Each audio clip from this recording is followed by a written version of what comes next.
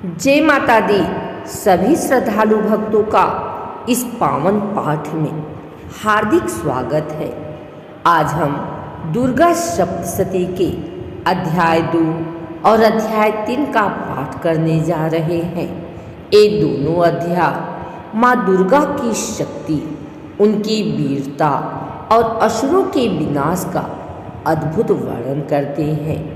जो भी भक्त श्रद्धा और भक्ति के साथ इन अध्यायों का पाठ करता है, उसके जीवन के सभी संकट दूर होते हैं और माँ की विशेष कृपा प्राप्त होती है।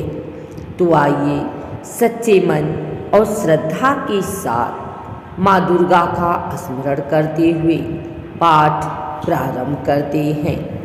या देवी सर्वभूतेषु शक्तिरूपेण संस्थिता नमस्तस्यै नमस्तस्यै नमस्तस्यै नमो नमो। बोलो दुर्गा माता की जय। अब हम दुर्गा सप्तशती के द्वितीय अध्याय का पाठ प्रारंभ करते हैं, जिसमें माँ दुर्गा द्वारा महिषासुर के सेनापतियों का वध वर्णित है। सभी भक्त ध्यान और श्रद्धा से पाठ का श्रवण करें। महर्षि मेधा बोले, प्राचीन काल में देवताओं और असुरों में पूरे 100 वर्षों तक घोर युद्ध हुआ और देवराज इंद्र देवताओं के नायक थे। इस युद्ध में देवताओं की सेना परास्त हो गई थी और इस प्रकार संपूर्ण देवताओं को जीत महिषासुर इंद्र बन बैठा था।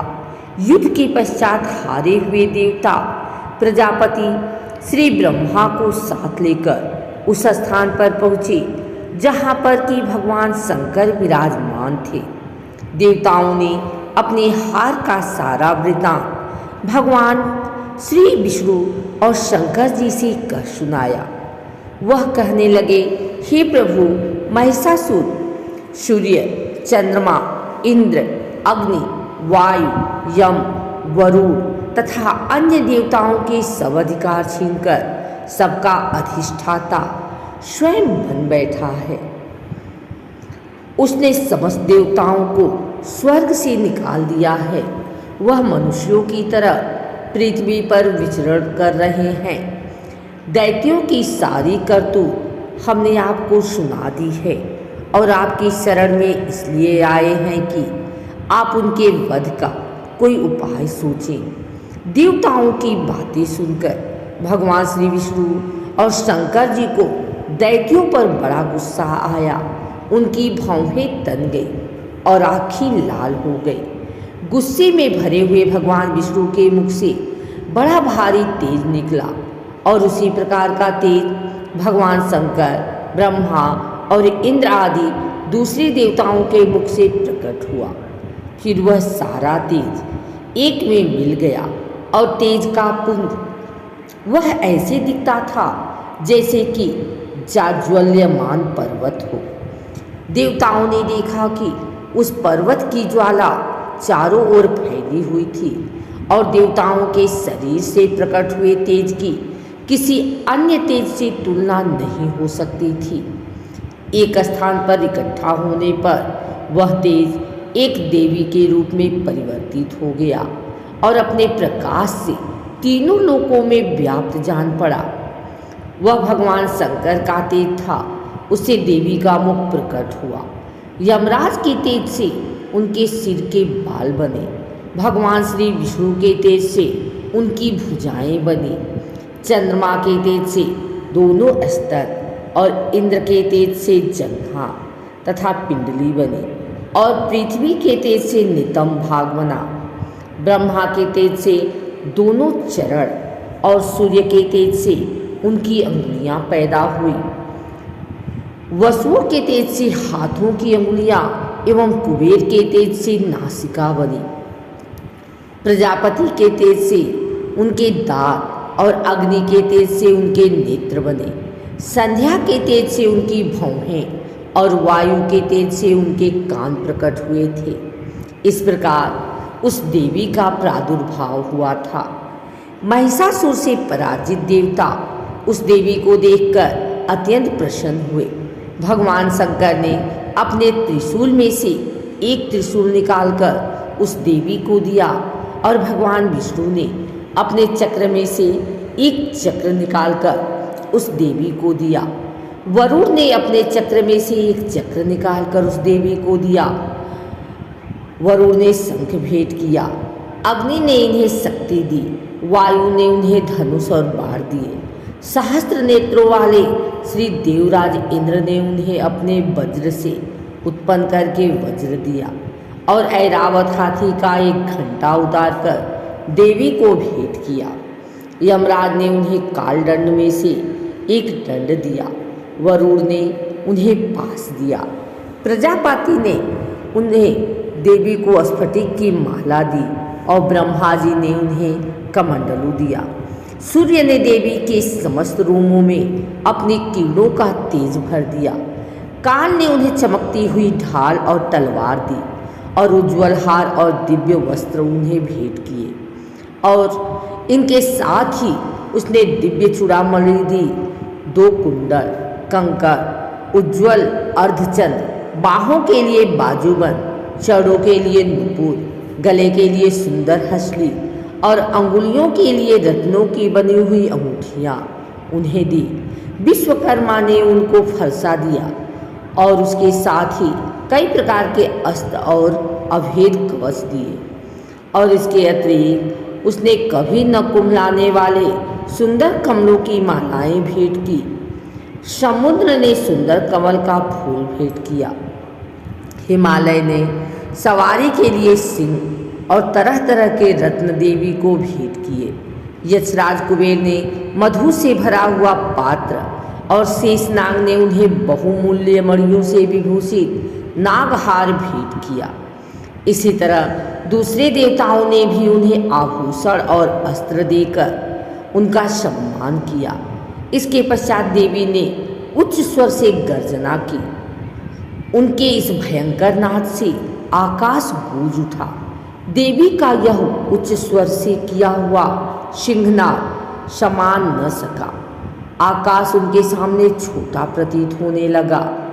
उससे बड़े जोर की प्रतिध्वनि हुई जिससे समस्त विश्व में हलचल मच गई और समुद्र कांप उठे, पृथ्वी डोलने लगी और सबके सब पर्वत हिलने लगे। देवताओं ने उस समय प्रसन्न हो सिंहवाहिनी जगतमयी देवी से कहा, देवी तुम्हारी जय हो। इसके साथ महर्षियों ने भक्तिभाव से विनम्र होकर उनकी स्तुति की। संपूर्ण त्रिलोकी को शोकमग्न देखकर दैत्यगण अपनी सेनाओं को साथ लेकर और हथियार आदि सजाकर उठ खड़े हुए। महिषासुर के क्रोध की कोई सीमा नहीं थी। उसने क्रोध में भरकर कहा, यह सब क्या उत्पात है। फिर वह अपनी सेना के साथ उस ओर दौड़ा जिस ओर से भयंकर नाद का शब्द सुनाई दिया था और आगे पहुंचकर उसने देवी को देखा जो कि अपनी प्रभा से तीनों लोगों को प्रकाशित कर रही थी। उसके चरणों के भार से पृथ्वी दबी जा रही थी। माथे के मुकुट से आकाश में एक रेखा सी बन रही थी और उनके धनुष की टंकोर से सब लोग क्षुब्ध हो रहे थे।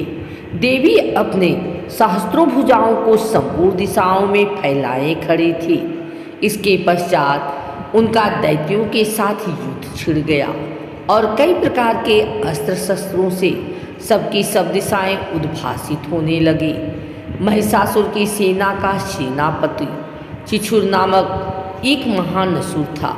वह आगे बढ़कर देवी के साथ युद्ध करने लगा और दूसरे दैत्यों की चतुरंगिणी सेना साथ लेकर चामर भी लड़ने लगा और 60,000 महारथियों को साथ लेकर उदग्र नामक महादैत्य आकर युद्ध करने लगा और महाहनु नामक असुर 1 करोड़ रथियों को लेकर, असीलोमा नामक असुर 5 करोड़ सैनिकों को साथ लेकर युद्ध करने लगा। वास्कल नामक असुर 60 लाख असुरों के साथ युद्ध में आ डटा। बिडाल नामक असुर 1 करोड़ रथियों सहित लड़ने को तैयार था।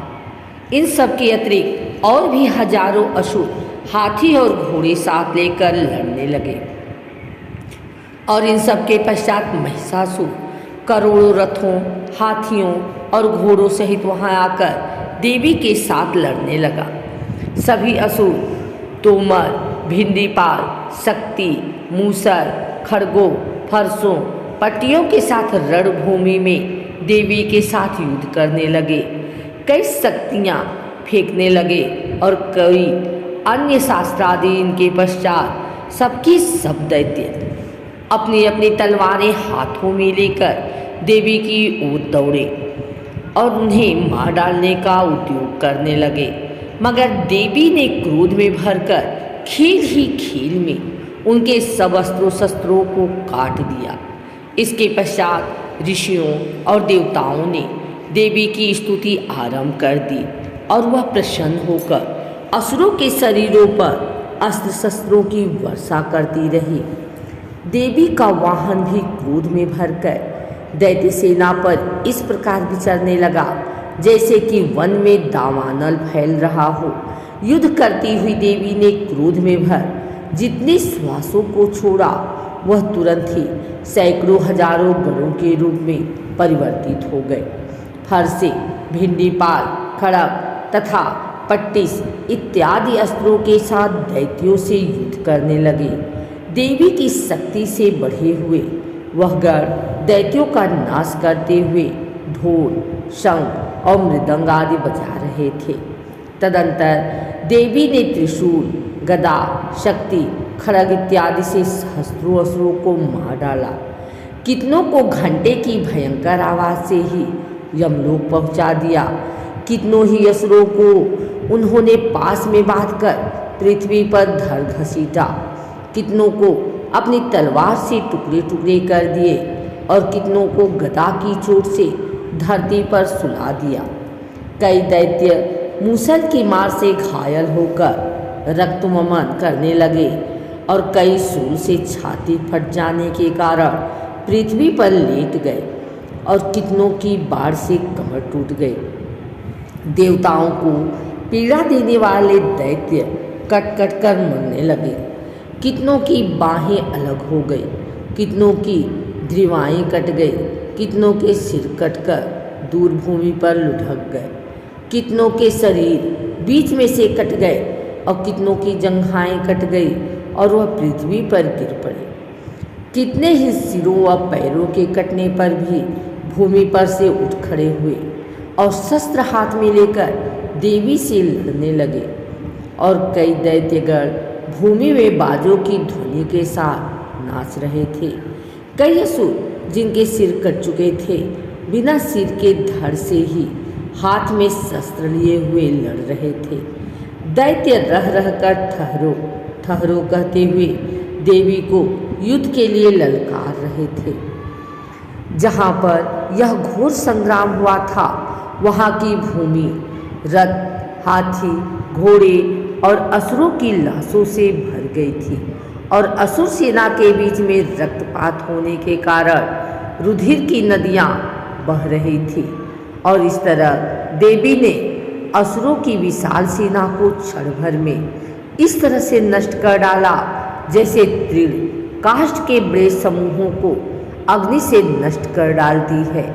और देवी का सिंह भी गर्दन के बालों को हिलाता हुआ और बड़ा शब्द करता हुआ असुरों के शरीरों से मानो उनके प्राणों को ढूंढ रहा था। वहाँ देवी के गणों ने जब दैत्यों के साथ युद्ध किया तो देवताओं ने प्रसन्न होकर आकाश से उन पर वर्षा की। आइए सुनते हैं तीसरा अध्याय।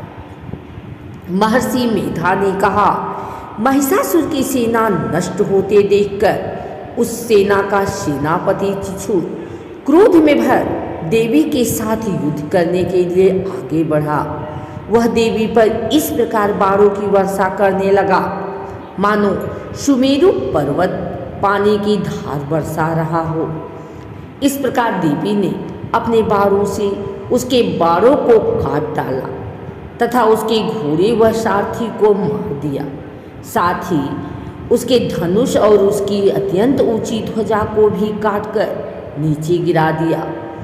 उनका धनुष कट जाने के पश्चात उनके शरीर अंगों को भी अपने बाणों से बींध दिया। धनुष, घोड़ों और सारथी के नष्ट हो जाने पर वह असुर ढाल और तलवार लेकर देवी की तरफ आया।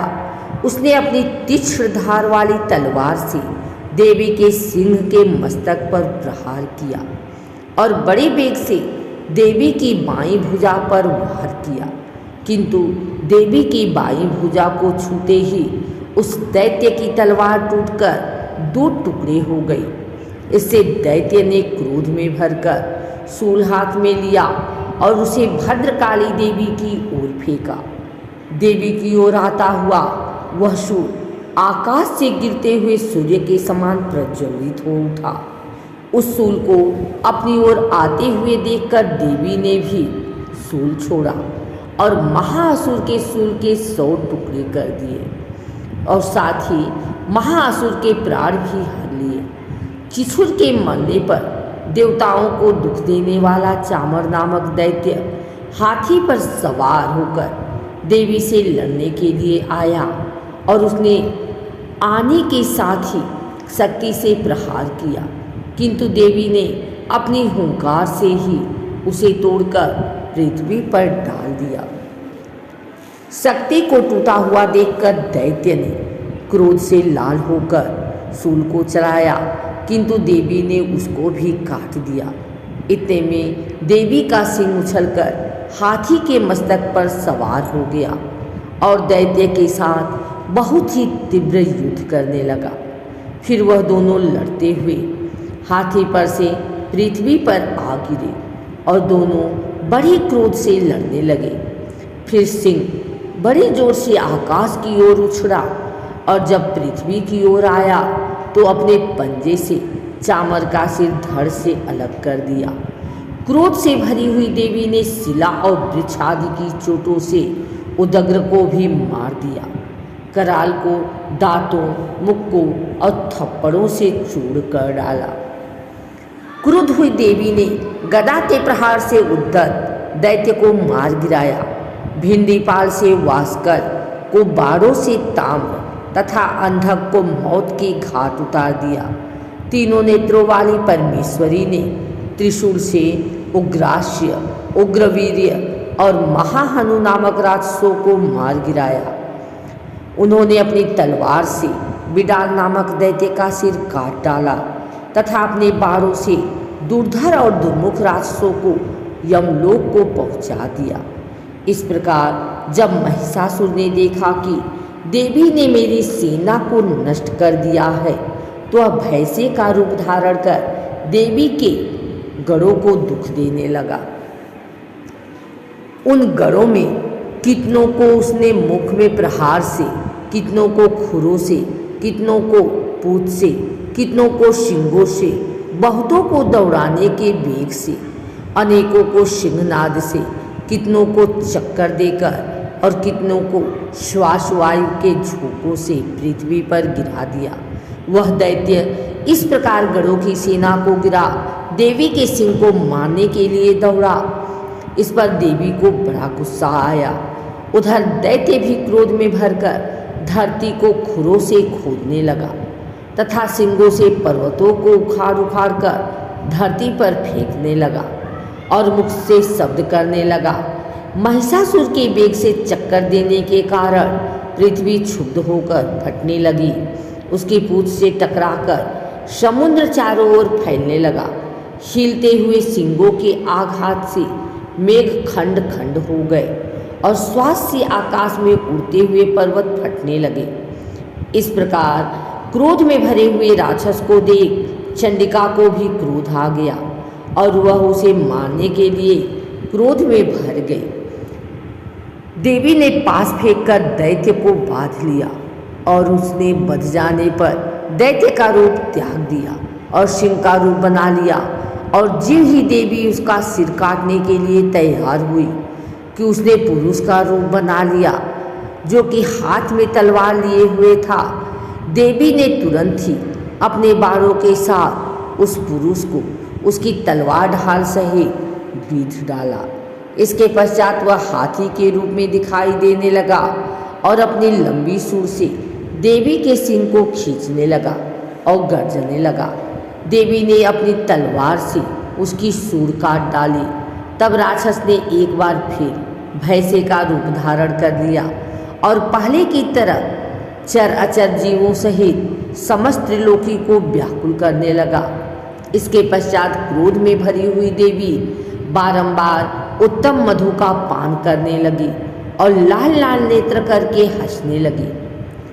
उधर बलवीर्य तथा मद से क्रुद्ध हुआ दैत्य भी गरजने लगा। अपने सींगों से देवी पर पर्वतों को फेंकने लगा। देवी अपने बारों से उसके फेंके हुए पर्वतों को चूर करती हुई बोली, ओ मूढ़, जब तक मैं मधु पान कर रही हूँ तब तू गरज ले, और इसके पश्चात मेरे हाथों तेरी मृत्यु हो जाने पर देवता गरजेंगे। महर्षि मेधा ने कहा। यूँ कहकर देवी उछलकर उस दैत्य पर जा चढ़ी और उसको अपने पैर से दबाकर सूल से उसके गले पर आघात किया। देवी के पैर से दबने पर भी दैत्य अपने दूसरे रूप से अपने मुख से बाहर होने लगा।